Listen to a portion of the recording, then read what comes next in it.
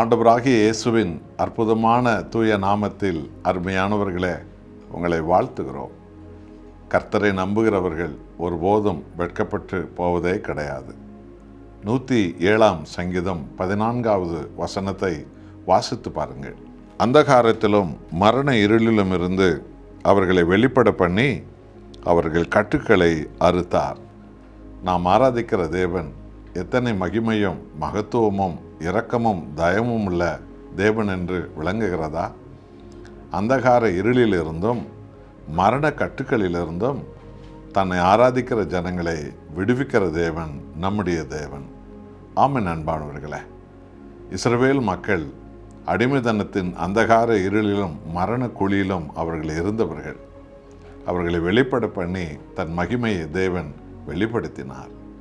அதே போலத்தான் லாசருவை மரண குழியிலிருந்தும் அந்தகார இருளிலிருந்தும் ஆண்டவராய் இயேசு கிறிஸ்து வெளிப்பட பண்ணி அவர் உயிர்த்தெழுதலின் தேவன் என்பதை மனித குலத்திற்கு அவர் வெளிப்படுத்தியார். அந்த குடும்பம் முழுவதும் ஆனந்த களிப்படைந்தது. அங்கு கூடியிருந்த மத வெறியர்கள், உயிர்த்தெழுதலை நம்பாத சதுசேயர்கள், இப்படிப்பட்ட ஏராளமான ஜனங்கள் அறிவு கண்கள் திறந்தது.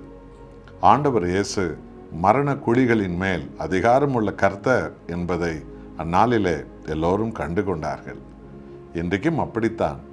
கொரோனா என்னும் மரண இருளிலிருந்தோம், ஒமிக்ரான் என்னும் மரண இருளிலிருந்தோம் முழு உலகத்தை தேவன் விடுவித்தார். இந்த இந்திய தேசத்தில் இத்தனை கோடி மக்களையும் இரக்கத்தோடு தேவன் விடுவித்திருக்கிறார்.